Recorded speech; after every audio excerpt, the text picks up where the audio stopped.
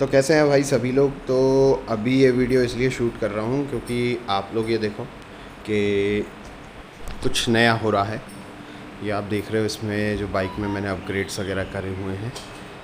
ये देखो आप, हैंडल टी को ऊपर उठाया गया है। इसमें जो ड्यूक है उसका हैंडल बार लगा हुआ है। और ये देखो पीछे सैडल बैग्स हैं। तो सैडल बैग्स का जो स्टैंड है, सैडल बैग का जो स्टैंड है वो मैंने बना के लगाया हुआ है। तो इसमें आप देखो सैडल बैग्स में क्या स्टैंड में ज़रूरत रहती है। इसमें ये रहती है कि जैसे आप इस पर सैडल बैग्स जब दोनों साइड रख रहे हैं तो बैग्स झूल के अंदर ना जाएं, इसलिए यहाँ पे ये प्लेट्स वगैरह लगाई जाती हैं। कईयों में जो बने बनाए आते हैं उनमें पाइप्स होते हैं। मेरे पास पाइप मोड़ने वाली डाई नहीं थी तो मैंने डायरेक्ट प्लेट्स ही इस पर वेल्ड कर ली। फिर ये आप देखोगे तो ये बहुत सस्ता वाला रीबार जो होता है घर बनाने में, जो सरिया यूज़ होता है, उसका मैंने बना रखा है। और ये 80 किलो तक का पेलोड खूब आराम से इसने झेल लिया। अब इसमें क्या क्या रहता है डिज़ाइन में, मैं वो आपको दिखा देता हूँ कि आपने ना डिज़ाइन को थोड़ा सा, किसी भी चीज़ को बनाते टाइम ना आपने ये समझना है कि प्रॉब्लम कहाँ कहाँ आती है। ये देखिए, जैसे आप लोग कोई भी चीज़ कभी भी डिज़ाइन करें तो उसमें ना आपने सिर्फ मोशन देखना होता है किसी चीज़ का, कि जब उस पर वेट आएगा तो मोशन क्या करेगी। तो मेरे पास 2 जगह एंकर पॉइंट्स थे जिसको मैंने इसमें मैनेज करा है।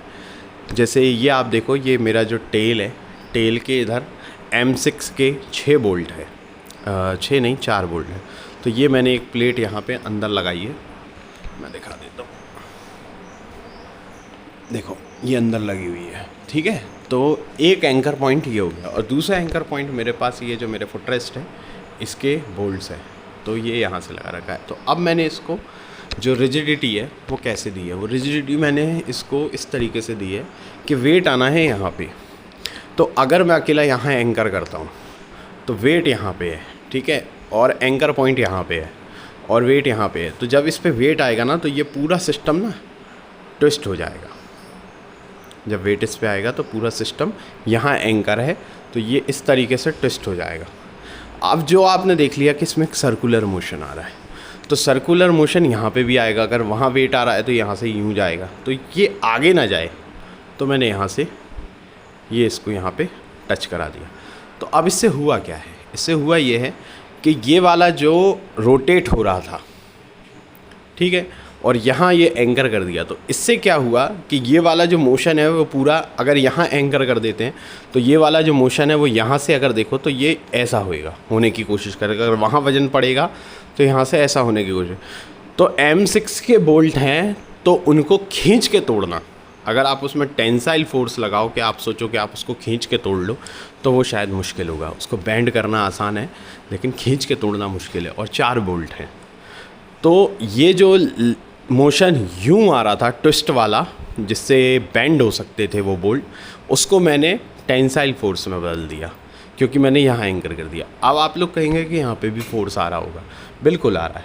इस पे आ रहा है शीयर फोर्स, है ना, ये शीयर फोर्स होता है। शीयर फोर्स किसे कहते हैं, जो कैंची में लगता है, जो आजू बाजू से ब्लेड निकल के काटते हैं ना। तो ये वाला फिक्स है, ये वाला फ्रेम फिक्स है, और ये वाला जो इसका माउंट का जो प्लेट आया हुआ है ये बोल्ट को शीयर करने की कोशिश करेगा। तो यहाँ पे जो बोल्ट लगा है वो M8 का हाई टेंसाइल बोल्ट लगा हुआ है। हाई टेंशन जो बोल्ट होता है वो लगा हुआ है, तो वो शीयर नहीं हो सकता है 80 किलो वज़न से, वो भी 2 एक साथ। 80 किलो का वज़न इसको शीयर नहीं कर सकता है। 80 किलो मतलब ये है कि 80 किलो इस पर रखना नहीं है। 80 किलो पे टेस्ट हुआ है और ऊपर से जंप मारा गया है, तो उससे कम से कम 200 kg का जर्क आया होगा, तो ये शीयर नहीं हुआ। तो आप मोटा मोटी समझ गए होंगे कि डिज़ाइन क्या है ना। कि ये वाला जो अकेला एंकर था इधर से ये नीचे जा रहा था, तो मैंने यहाँ एंकर करके ये पूरा मोशन जो रोटेशन का है वो साथ में दोनों को जोड़ दिया। तो कोई भी रोटेशनल चीज़ अगर 2 जगह एंकर कर दी जाती है तो फिर उसमें बेंडिंग आती है।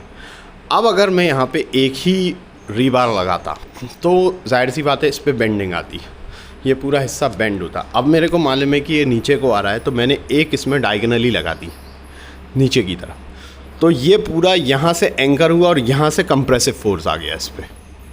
तो जो कि ये सीधी रॉड है, कैसा है सीढ़ी, बढ़िया हो, ठीक है। तो जैसे कि ये सीधा रॉड है, इस पे कंप्रेसिव फोर्स आ रहा है, तो किसी भी स्ट्रेट रॉड को कंप्रेस करके बेंड करना आसान नहीं होता है। और ये तो बियॉन्ड द लिमिट्स है, मतलब ये करीब 200-300 केजी पे भी बेंड नहीं होगी। तो ये आपने देखा कि ये मैंने इसको इस तरीके से डिज़ाइन। अब आपका कंसर्न ये होगा कि ऊपर नीचे का आपने मोशन तो दिखा दिया, अब साइड बाय साइड का क्या है।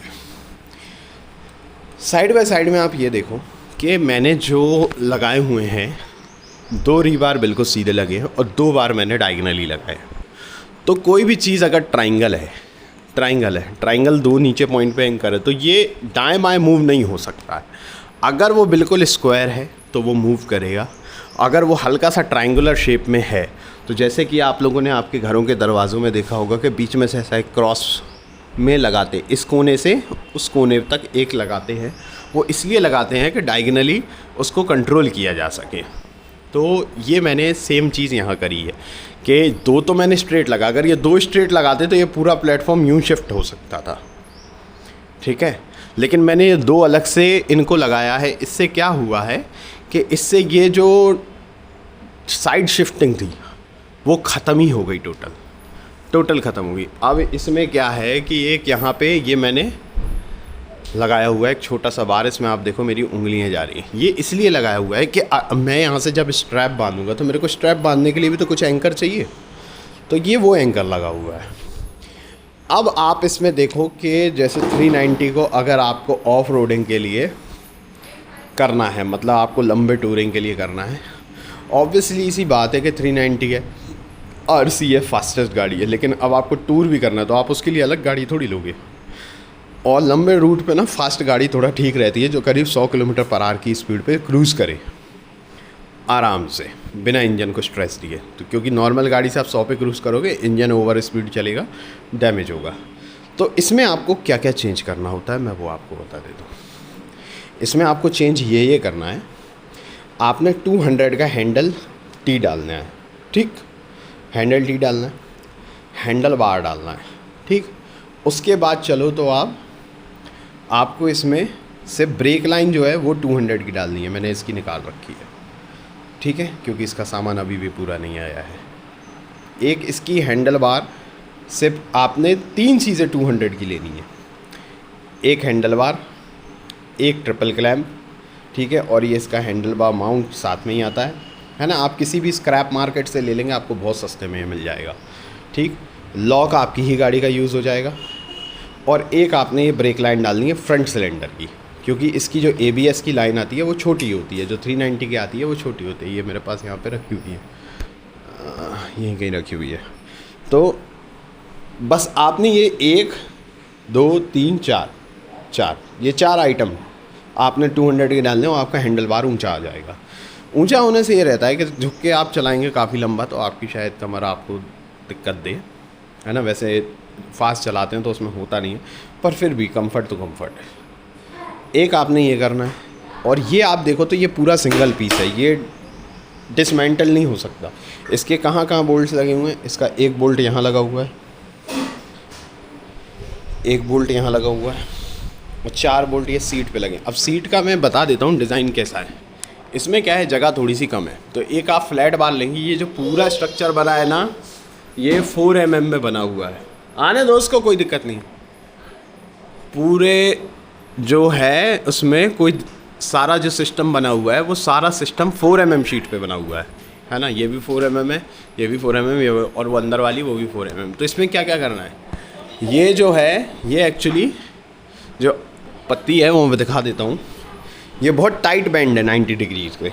तो ये ऐसी बाहर से आई, अंदर गई सीट के उसके टेल के ब्रैकेट में जहाँ 4 बोल्ट लगे, वहाँ से यूँ गई और यूँ आई, है ना। तो ये ऐसी, ठीक है। तो ये यहाँ पे जो आपको दिख रहा होगा, यहाँ से यूँ गई, ऊपर गई, ऐसी गई, नीचे आई, फिर बाहर आ गई। अच्छा, अब इसमें क्या हल्की सी बेंडिंग आ सकती है, ये जो शीट है इसमें बेंडिंग आ सकती है। तो आप ये देखो, ये मैंने यहाँ पे साइड में गैसेट लगा रखी है। आप बीच में गैसेट नहीं लगा सकते, मैंने इसको यहाँ से यहाँ तक कनेक्ट करा था, लेकिन टायर वहाँ तक ट्रैवल कर रहा है तो उससे टकरा रहा है, ठीक है। तो ये आपने देख लिया। और ये जो इसके बाल लगे हुए हैं ये इसी प्लेट में लगे हुए हैं, ये देखो ये इसी प्लेट्स में लगे हुए हैं, ठीक है। तो कुछ इस तरीके का पूरा सेटअप है।